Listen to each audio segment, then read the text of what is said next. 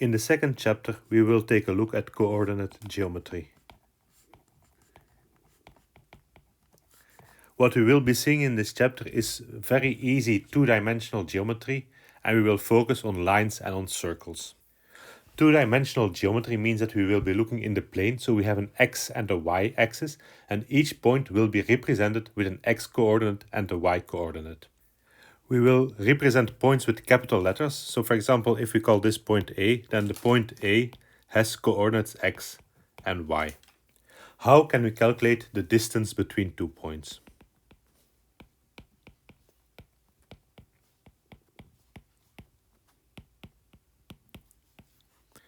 Assume we have 2 points A with coordinates x1, y1 and B with coordinates x2, y2.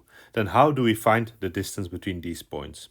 Let us start by drawing these points in the plane. With these points we can form a right-angled triangle. In this triangle we see that one of the sides has a length of x2 minus x1, which we can read off of the x-axis. The other side has the length y2 minus y1, which we can see on the y-axis. The hypotenuse of the triangle corresponds to the distance between A and B, which we will indicate with the letter D. If we then use the Pythagorean theorem,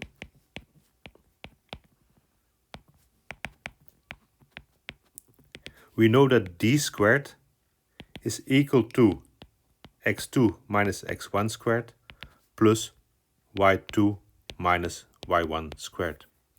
Or the distance between the points A and B is equal to the root of x2 minus x1 squared plus y2 minus y1 squared. For every 2 points we can also find the midpoint. So the midpoint formula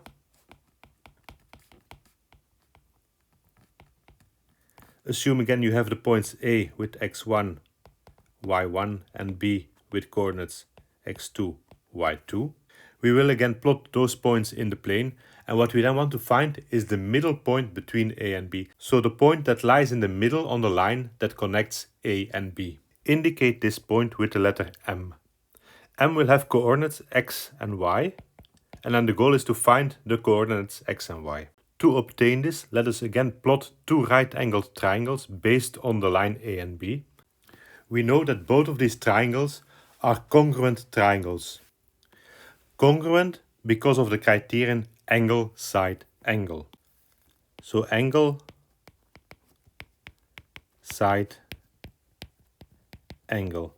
When we look at the plot, we see that this angle and this angle are the same because they are formed by parallel lines. We see that the sides are the same because the distance AM is equal to the distance MB because M has to be the middle of the line.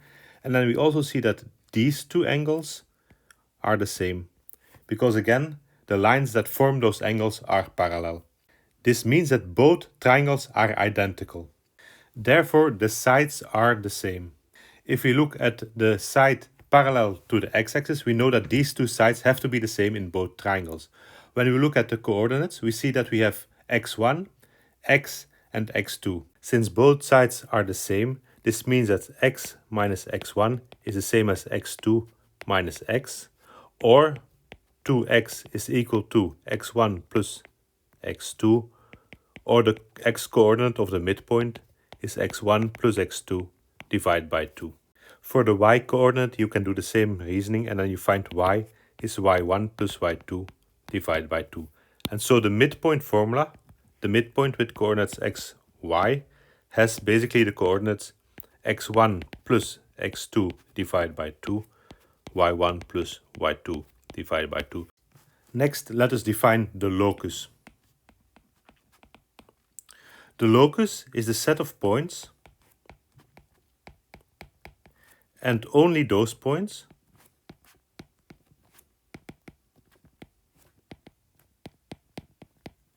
that is determined by given conditions.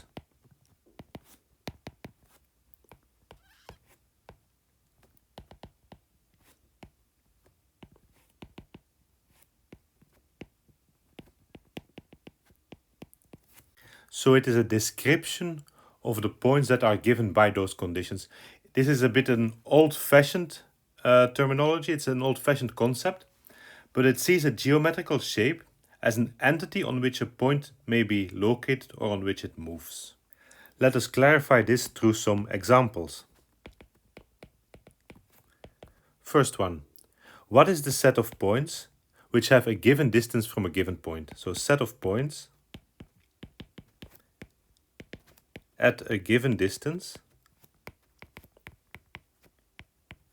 from a given point.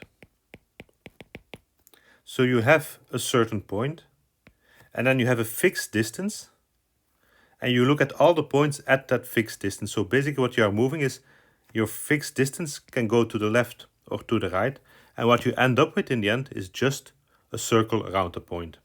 So the locus for this description, for these conditions, is a circle. For the second one, what is a set of points that is equidistant from a single point and a line? So the set of points equidistant from a single point and a line.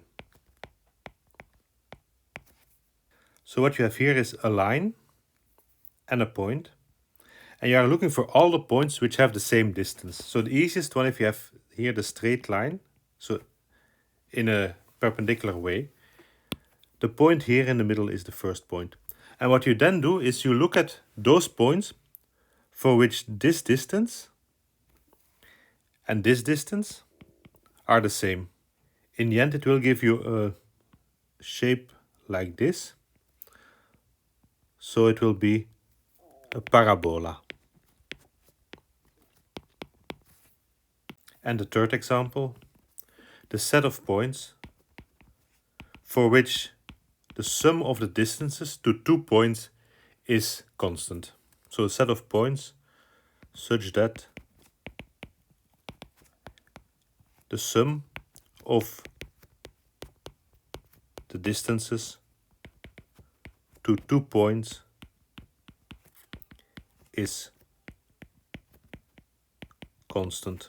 So what we have here are 2 points, and then the condition that the sum of such distances, so the 2 green distances combined, that this gives you a constant. And in the end, what this will give will be an ellipse. Now it's up to you to solve the following example. Find the locus of the points P that have a given ratio of distances to 2 given points. So find the locus of points P, locus of points P that have a given ratio. So the ratio is fixed. So given ratio of distances to 2 given points. This means that the ratio is fixed, so we call this ratio K, is distance 1 divided by distance 2. And we will set K equal to 3. And we give you the points A, -1, 0, and B, 0, 2. Then determine this locus with these conditions. So we have in our plane the point A, which is -1, 0, and the point B, which is 0, 2. Let's call P the points on the ratio and give them coordinates x and y. What we then know is that P, xi, is a point of the locus if and only if the distance between P and A is 3 times the distance between P and B. Then apply the distance formula. So this means that x plus 1 squared plus y minus 0 squared, the root of this, is equal to 3 times the root of x minus 0 squared plus y minus 2 squared. We don't like working with roots, so we square the entire thing. So it gives you x plus 1 squared plus y minus 0 squared is 9 times x minus 0 squared plus y minus 2 squared. Or x squared plus 2x plus 1 plus y squared is 9x squared plus 9y squared minus 36y plus 36. Thus 8 times x squared minus 2x plus 8y squared minus 36y plus 35 is 0. Some calculations, and we will see later on how to do this, show us that it will become a circle. A circle in the form of x minus 1 over 8 squared plus y minus 9 divided by 4 squared equal to 45 divided by 64. So it is a circle. A circle with the center C equal to 1 divided by 8 as x coordinate and 9 divided by 4 as y coordinate, and with a radius equal to 45 divided by 64, or it is also 3 times root 5 divided by 8. And this circle is called the circle of Apollonius. So Apollonius was a Greek mathematician. He was the first one who described this type of circle. Nowadays, it is more common to speak about the graph of an equation.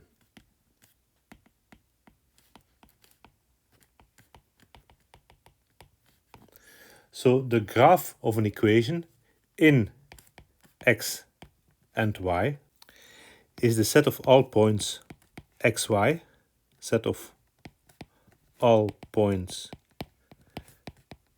xy in the plane that satisfy a certain given equation. So that satisfy an equation. And then usually what you do is you just plot the equation to see the graph. For example, assume that 2x minus y is 3. This also means that y is 2x minus 3. And when we plot this, you just plug in some value. So if x is 0, you obtain y is minus 3. If x is 3 over 2, you obtain y is 0. And then you see it is linear in x, so it's a straight line, and you get the following line. Suppose you get the equation y is x squared minus 2.